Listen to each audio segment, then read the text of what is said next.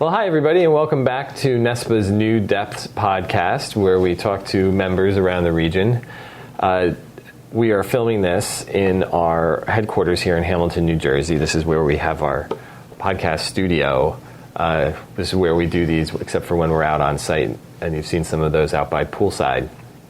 One of the other things we have here, for those of you who've never been to our headquarters facility, is a training room, full training facility, both in our warehouse and a room with high-end AV and everything to create great presentations. We do a lot of training here, and actually today, the day that we're filming this, we have a program here called the Rookie to All-Star program, and that's a program that NESPA actually created for people getting started in the pool industry, newish employees, to get a broader exposure to the industry. And that program was created with Mr. Brian Diglio, who I happen to have here today. He was instructing earlier today and decided he had nothing better to do but stick around for a little while longer and talk to me. We'll be talking 4 hours. So Brian is the owner of Blue Wave Pool Service and Supplies up in Connecticut. Yes. He's involved with our Connecticut chapter. And Brian, why don't you tell a little bit about how you got into the industry and well, what brings you here today? This is probably going into my 37th year. When I was 22, I thought it'd be glamorous to buy a pool service business that I knew nothing about. I was mechanically inclined. I used to work for a little bit of doing construction and things like that, working for my Uncle Guido. If you're a Northeast guy, you get that in construction.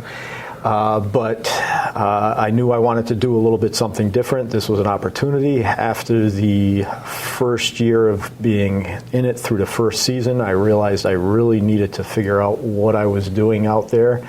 And I actually went to what I believe was probably one of the first schools that NESPA had, and it was, I think, in Central Jersey's warehouse. It was just a basic setup in a warehouse during the winter.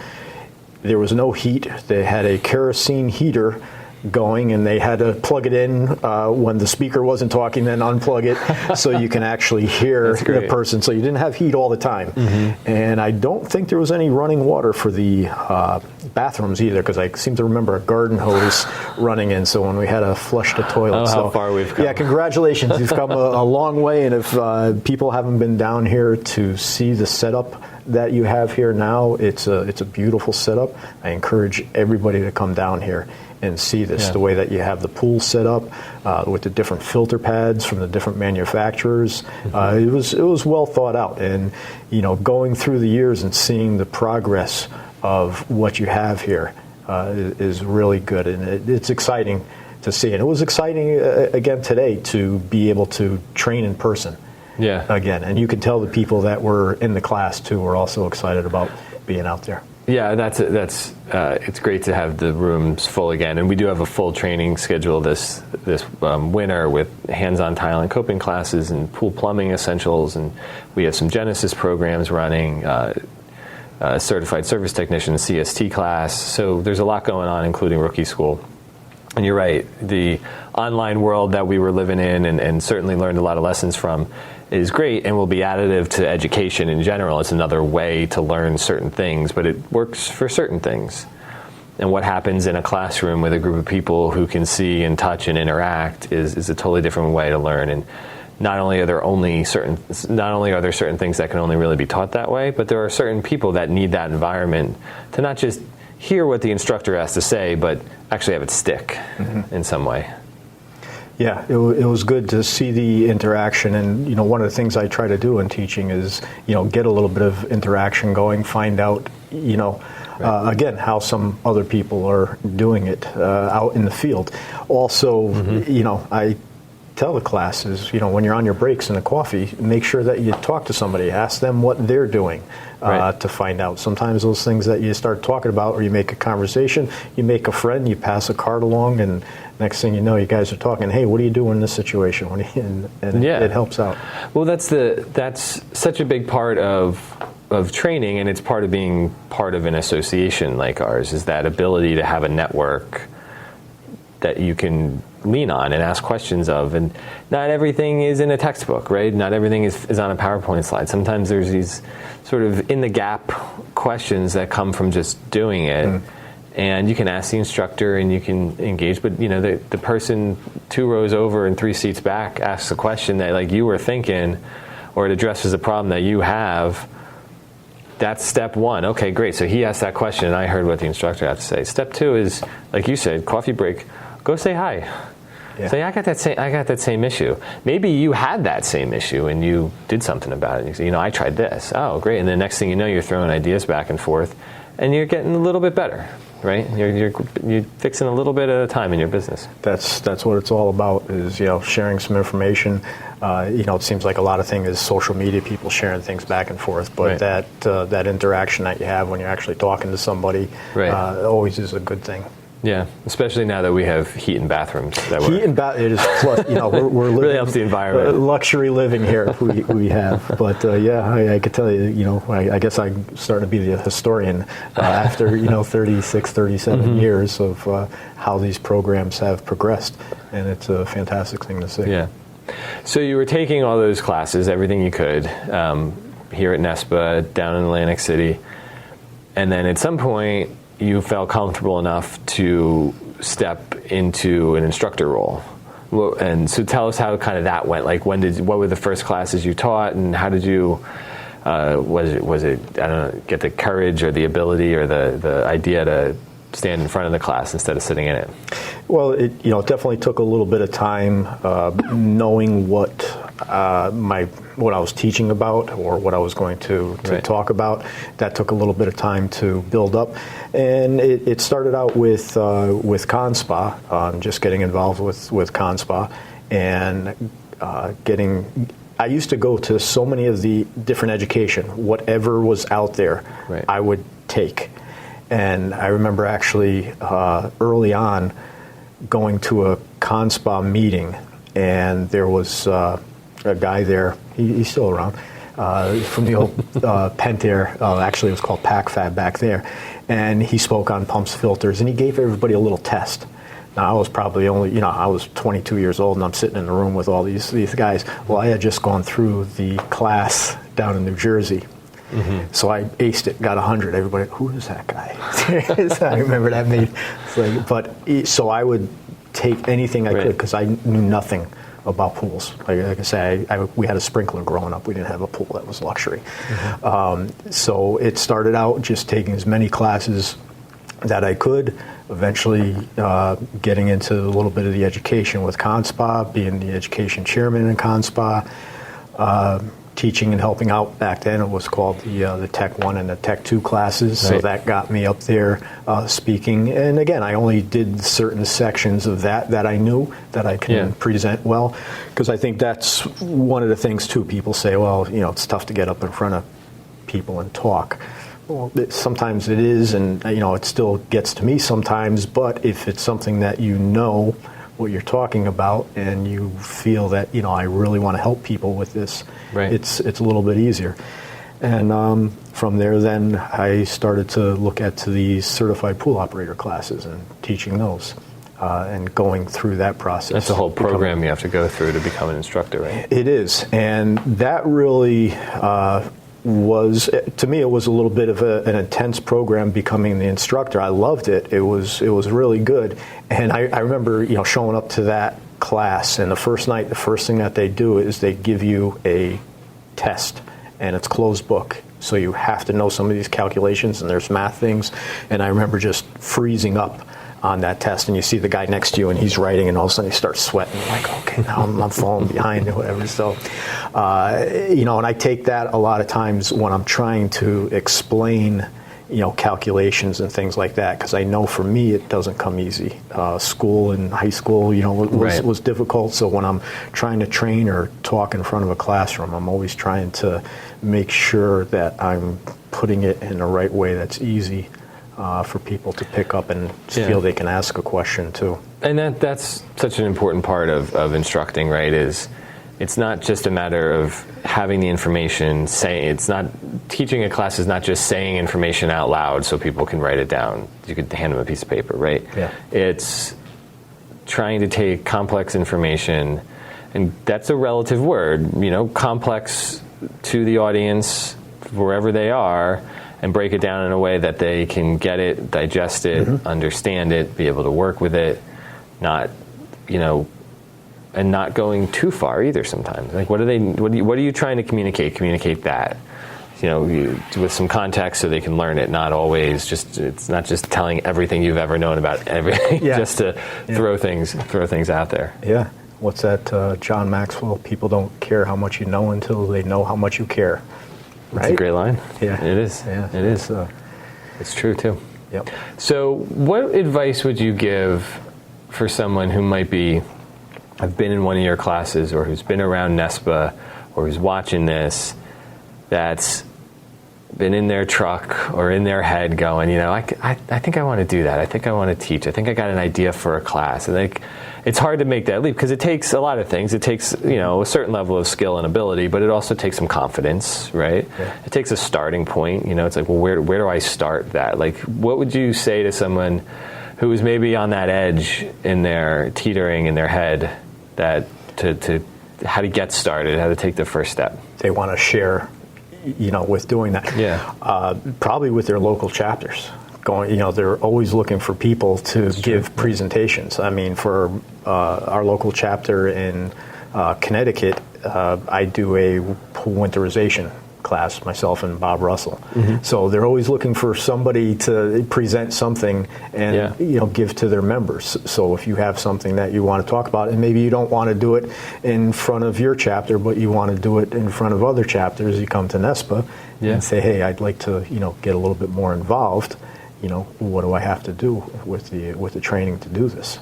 That's a great idea. It's a good suggestion too, because the way our chapters have their board meetings, and they often have dinner presentations, basically 1 hour or 45 minutes, and they can be anything. And if you're not involved with your local chapter, you should check out some of their meetings, because it's not always water chemistry or plumbing. I think our Metro chapter in April is doing a class on load securement, right? That type of thing. You go like, yeah, I probably need to know. Yeah. And they're having someone come in who's an expert in that area. There's a lot of different things that you in your business every day interact with that aren't just your mainstream pool issues, right? They're contractor related issues, or they're DOT related issues, trucking, fleet management. It could be anything, right? Yeah. So the local chapters have a lot of those programs, and it's a great spot for someone with an idea and some ambition to try themselves out a little bit. Yeah, and it's a good thing, starting to get back with meetings, people opening up a little bit more, looking forward to that. And I think we need that. We need that interaction again, getting back out there, going to some local meetings. We've all gotten a little too comfortable sometimes and say, it's easy enough, I don't need to go out tonight.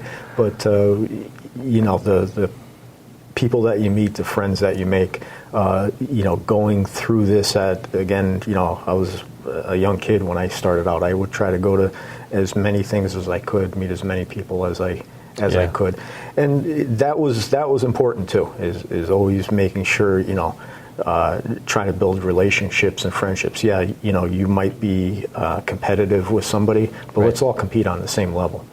And one of the things that we'll touch on, I guess, is with Connecticut and the licensing. And I remember being involved with that when that first started coming out, and I remember going back to actually one of my early jobs that I got stiffed on by a customer who didn't pay me the full amount that we billed out. And I remember, I think it was my first year in business, saying, do you think this guy would have done that to the guy who came out to fix his furnace too? And I was like, I really want to be a professional at this. And that always stuck in my head that I wanted to see some kind of licensing so the homeowners would see us as professionals out in the backyard. And we still have, a long way to go in that. And the pool industry is definitely getting better. Down south, out west, you see all the mergers with the different pool companies and things like that, sure, that are going on, and the home services. Like I tell my class, one of the things with the Rookie to All-Star is, all about that first impressions, all about how you go out there, and do what you do.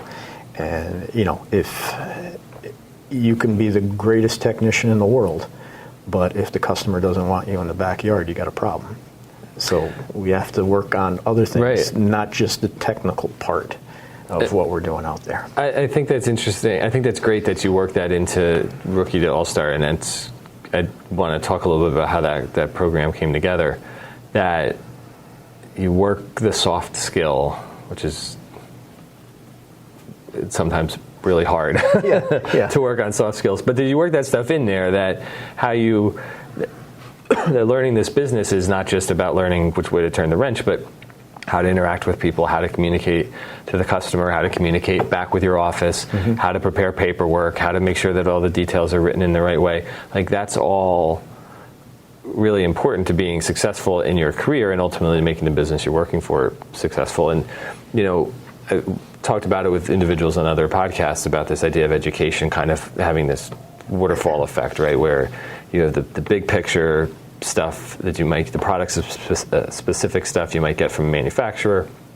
You have our programs here at NESPA and at the show or at the chapter that are somewhat generalized but on specific topics. But then that's got to go one step further back to your company, because everybody is installing filters and every company is installing them different. Not better or worse, not correct or incorrect, just where they keep the parts in their office, how they inventory their warehouse, how they check stuff in and out, how what they do if they're missing something, there's a process for everything that's unique to each company. It's the fabric of that company.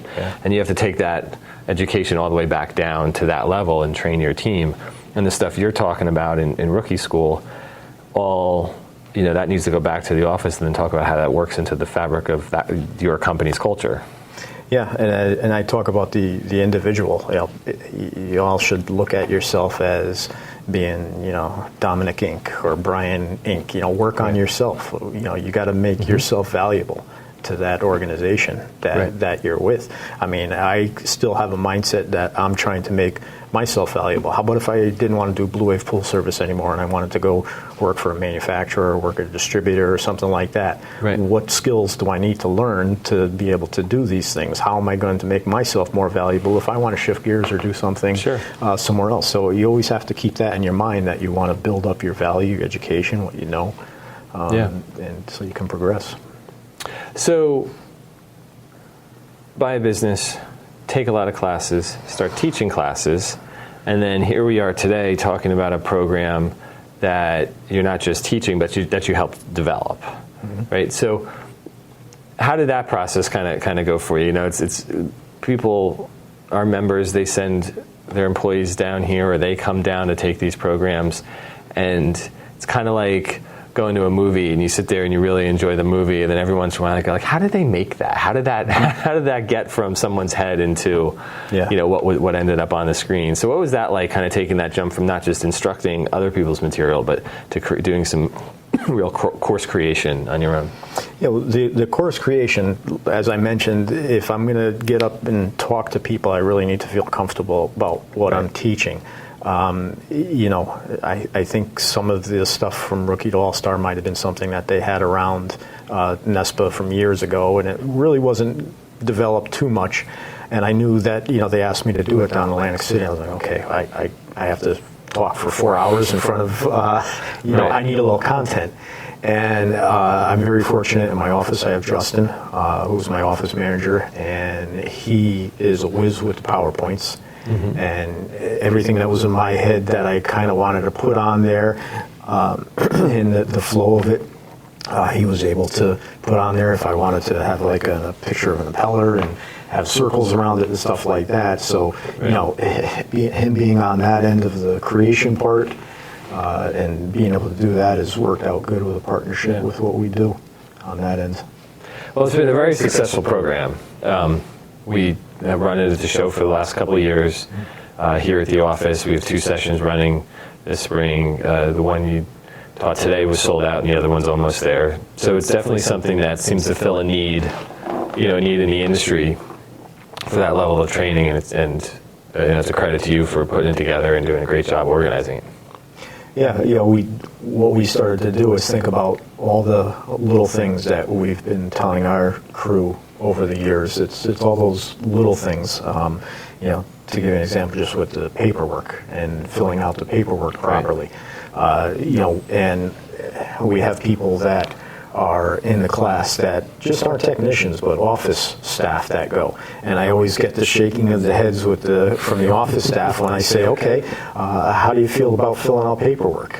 And I make a comparison. Okay, if you went to get your car fixed, they handed you a $900 bill and said fixed car. How does that go over with you? Do you think, you want a little bit more detail? Well, you got to think about that when you're out in the field as well. And the office people say yes. And, same thing. Would you like to have your parts numbers written down? These are all the little things that are going to take you from that rookie to an all-star, because now people are going to say, hey, that person out in the field, they're doing a great job. They hand in their paperwork. They fill out everything on the iPad or whatever and send it in. And there's no questions that have to go back and forth.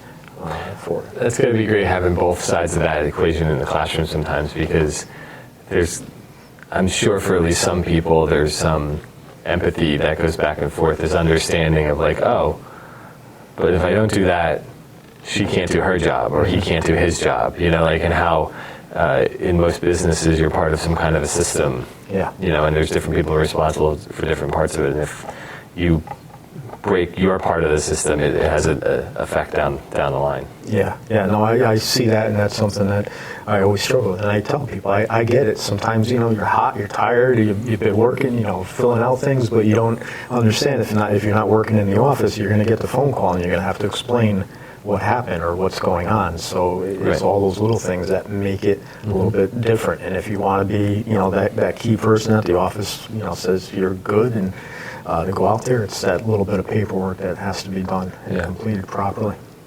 Well, it's great that that's part of the program, and like I said, Rookie School has been a great success for us and for the industry and everybody who sends their people here. And I'm glad that having that class here in the building created the opportunity for you to sit down and have a little bit of this conversation with us about your experience in the industry and how important education is and how important networking is. I think that's a real key thing that came out of this conversation, is for people to understand how much education and training isn't just from the front of the room, to the people in the seats, but also from the people in the seats to the people in the seats, and how that ability to meet your peers and get to know them is such an important part of the training and education process. Yeah.